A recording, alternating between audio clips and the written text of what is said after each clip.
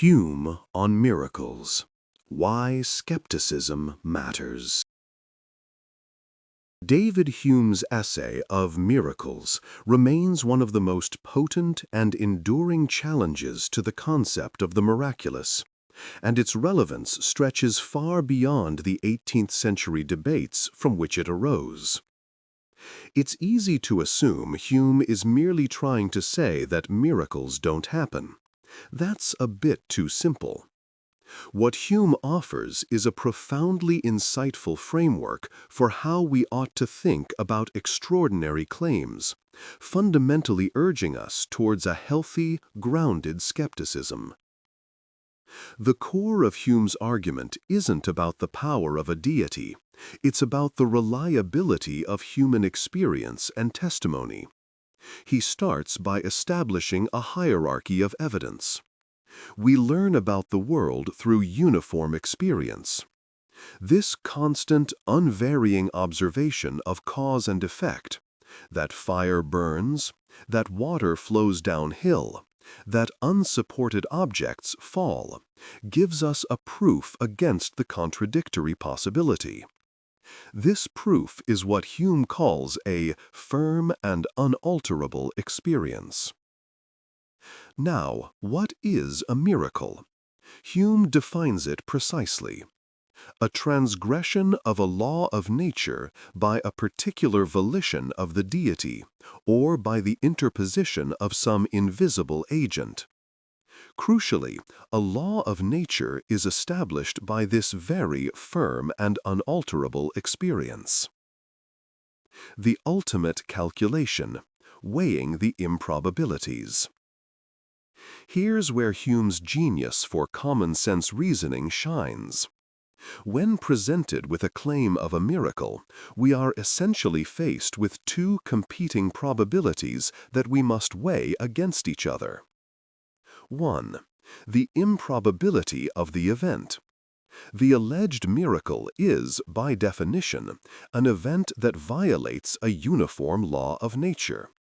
The probability of the law of nature being wrong, that the sun will not rise tomorrow, that a dead man will spontaneously walk and talk, is infinitesimally small, almost zero. 2. The improbability of the testimony. The testimony we receive comes from a human source. History, Hume argues, is replete with examples of people lying, being mistaken, being deceived by enthusiasm, or simply misunderstanding what they saw. The probability of human testimony being flawed is quite high. Hume's central maxim for a wise man is this: the wise man proportions his belief to the evidence. Therefore, the wise man must ask, which of these two options is the least miraculous?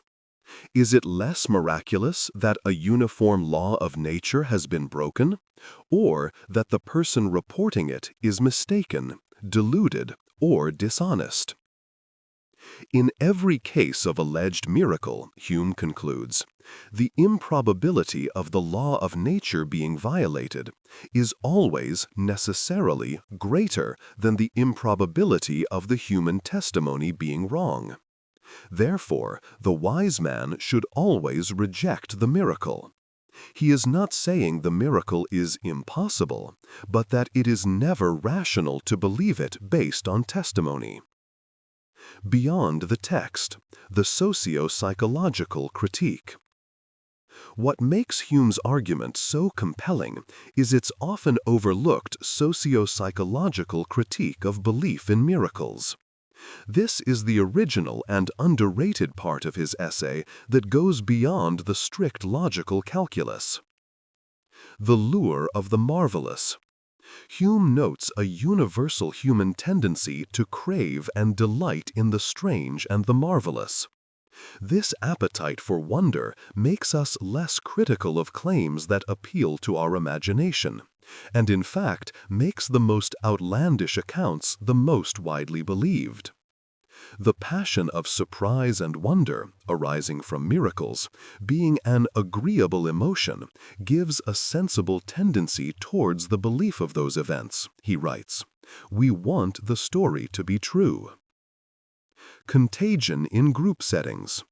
He astutely observes that miracle stories tend to thrive among ignorant and barbarous nations, and decline as knowledge increases. He points out a kind of testimonial inflation, where the fervor of witnesses, particularly in large groups, can reinforce delusion. This is a brilliant early insight into crowd psychology and confirmation bias. The conflict of miracles. Hume adds a practical, devastating point. The miracles claimed by different rival religious traditions necessarily cancel each other out. If a miracle occurs to prove the divinity of System A, and an equally well-attested miracle occurs to prove the divinity of rival System B, the evidence for one system inherently undermines the other. Each hostile miracle is, in effect, a new argument against all the others. Why skepticism matters today. Hume's challenge isn't just a historical footnote for theologians. It is a foundational principle for modern critical thinking, forming the basis of scientific methodology and rigorous historical analysis. When we encounter claims today, whether they be about unproven medical cures, alien abductions, perpetual motion machines, or conspiracy theories, Hume provides the essential operating system for our minds. Extraordinary claims require extraordinary evidence. Your casual friend's anecdote is not enough to overturn centuries of physics or biology. Personal experience is fallible. No matter how certain you feel you saw something impossible, it is far more probable that your senses, memory, or interpretation played a trick on you than that a fundamental law of reality was suspended for your benefit. Look to the source. The quality of the testimony, the witness's sanity, character, education, and lack of self-interest must be weighed. Hume doesn't destroy the possibility of a miracle, he just makes it utterly impossible to ever accept one based on human hearsay. He liberates us from the obligation to believe in the face of overwhelming empirical contradiction. He teaches us that the highest form of intellectual honesty is to accept the limitations of testimony when it asks us to abandon the most reliable guide we have, uniform experience. Skepticism, in this light, is not cynicism. It is the ultimate intellectual safeguard. If this deep dive into the philosophy of evidence resonated with you and sparked some new ideas, let me know your thoughts in the comments below. Don't forget to subscribe for more explorations into complex ideas, and give this video a like if you think critically examining claims is crucial for a wise life.